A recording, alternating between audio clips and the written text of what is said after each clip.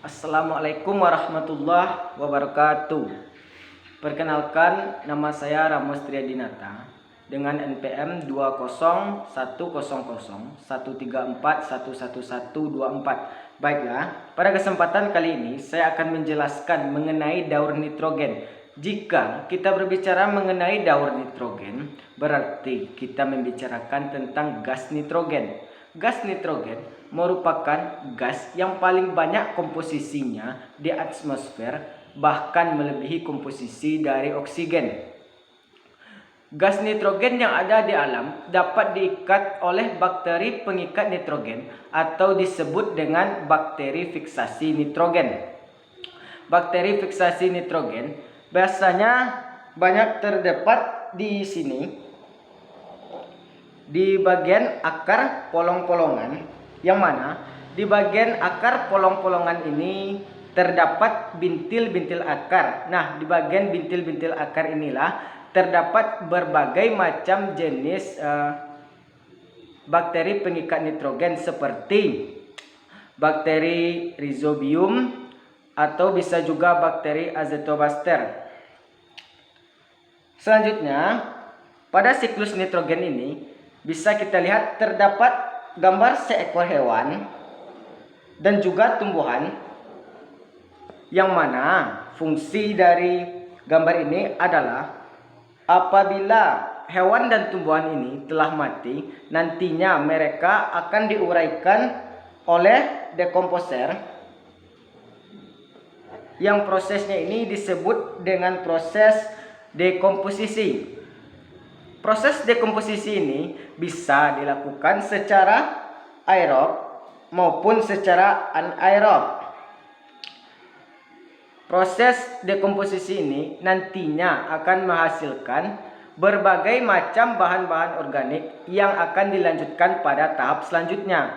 Nah, tahap selanjutnya ini adalah tahap amonifikasi. Tahap amonifikasi merupakan tahap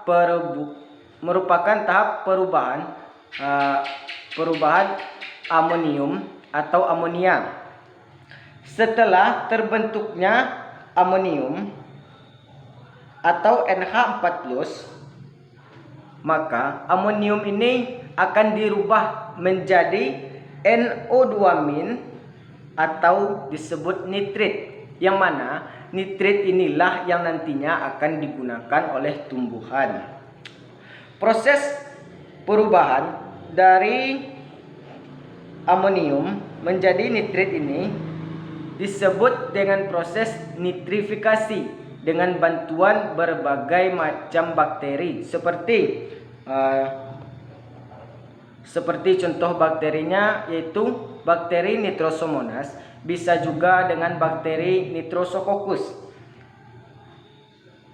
Namun setelah amonium berubah menjadi nitrit, nitrit belum bisa dipergunakan langsung oleh tumbuhan karena di dalam nitrit ini masih banyak terdapat berbagai macam racun sehingga tumbuhan tidak bisa menggunakannya. Oleh karena itu, nitrit ini perlu dirubah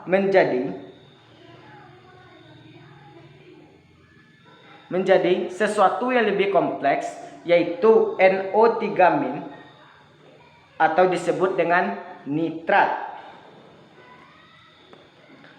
Proses pembentukan dari nitrit menjadi nitrat ini disebut dengan proses nitratasi dengan bantuan bakteri Nitrobacter. Oleh sebab itu, proses perubahan dari amonium berubah menjadi nitrit, kemudian berubah lagi menjadi nitrat. Prosesnya ini disebut dengan proses nitrifikasi.